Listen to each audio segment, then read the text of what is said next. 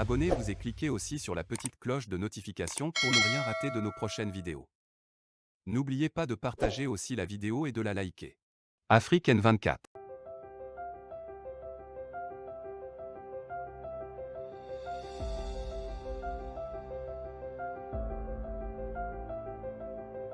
Nous avons suivi la sortie médiatique du président de la conférence des chefs d'État aujourd'hui sur les zones de RFI.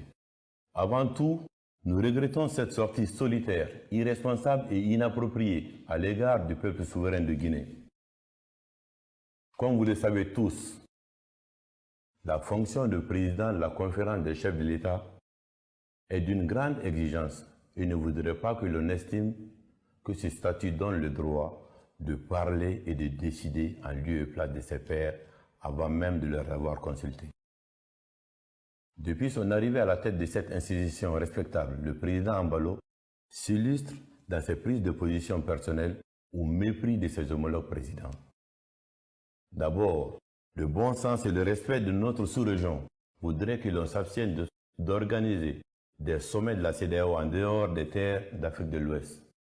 La jeunesse consciente africaine pleure dans son âme que son sort et sa situation soient décidés d'avance par quelqu'un et à des milliers de kilomètres. Cela démontre clairement aussi le manque de rigueur en soi à certains moments.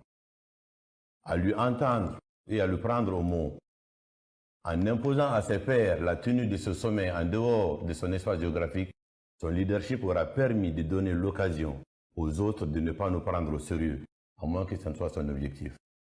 Dès lors, il est donc permis d'inviter le patron des chefs de l'État de la CEDEAO, comme il le prétend, à œuvrer davantage pour l'honneur et la grandeur de nos peuples.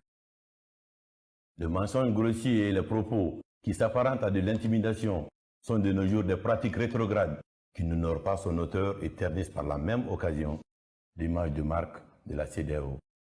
Nous ne voulons pas porter cette honte, c'est pourquoi le temps est venu de dire ce qui a été dit en Guinée et qui est archi faux et décousu de tout sens, ce dont il a été question dans les échanges et le contenu du chronogramme de la transition. Nous ne ferons l'objet d'aucune publicité pour personne ou pour quelque raison que ce soit. Le respect de notre pays et de nos dirigeants est la base de toute relation au sein même de la CEDEAO. L'instabilité ne peut être une marque de gouvernance ou un droit acquis. La démarche du président Embalo procède d'une diabolisation du régime de la transition en Guinée. Ça ne marchera pas parce que ses intentions et son orientation sont connues. Toutes les démarches menées par lui en lieu et place de la CEDEAO étaient de nature à entériner son choix de candidat pour les futures élections. Nous ne laisserons personne prendre en otage la voix du peuple.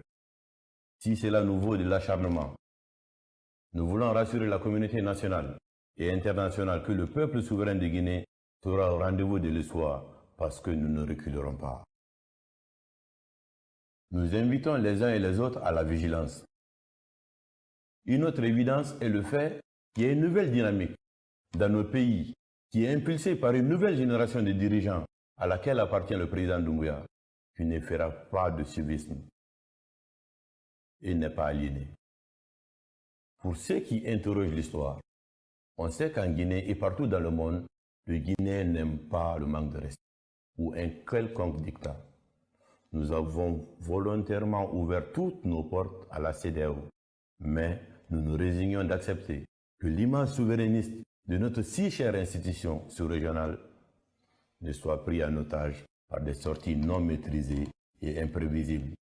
Président Embalo, qu'est-ce qui nous a été proposé pour une sortie de transition, à part le calcul arithmétique de jours et de mois?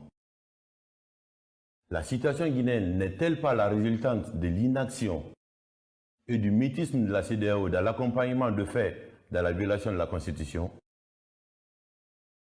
Nous assimilons cet acharnement au fait que les actions de rectification institutionnelle en cours dans notre pays soient du mauvais goût pour certains qui voudraient nous replonger dans les erreurs du passé. Chaque pays a ses réalités et nous assumons les nôtres. C'est la raison pour laquelle nous avons consulté l'ensemble des forces vives de la nation pour proposer un contenu à notre transition. Il est important qu'il y ait un peu de retenue dans certaines prises de parole pour ne pas se donner un spectacle aux yeux du monde. On ne peut malheureusement pas se permettre de parler comme des acteurs des réseaux sociaux pour comptabiliser le nombre de vues. Nous ne permettrons à personne que la presse soit la voie par laquelle un responsable choisira pour parler de notre pays et en profiter pour s'accorder du crédit en disant des choses qui n'ont jamais fait l'objet d'échanges. La première sortie n'a pas fait l'objet de réaction parce qu'il avait été estimé qu'il fallait de la hauteur. La vérité est que quelqu'un se permet de dire ce qui n'a pas été dit et veut faire croire cela aux gens. On n'est pas dans une émission de guignol ou de télé-réalité. Il s'agit de relations diplomatiques entre des États responsables qui requièrent le respect.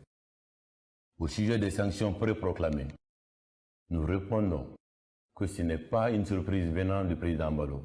Nous regrettons ces propos qui s'apparentent à de l'arrogance contre notre pays et un dictat aux autres chefs d'État de la CEDEAO. Ce qui reste sûr, les prises de position du président Bissau-Guinéen ne seront pas de nature à détériorer les relations historiques, séculaires et fraternelles entre nos deux peuples. Nous trouverons en cette période de transition la force, le caractère et l'union sacrée qui nous permettront d'aboutir à la mise en place d'institutions fortes qui résisteront au temps et à la tentation des hommes. Nous voulons à cette période cruciale pour notre pays pouvoir compter sur l'accompagnement de tous les partenaires sous l'égide de nos frères de la CEDEAO. Je vous remercie.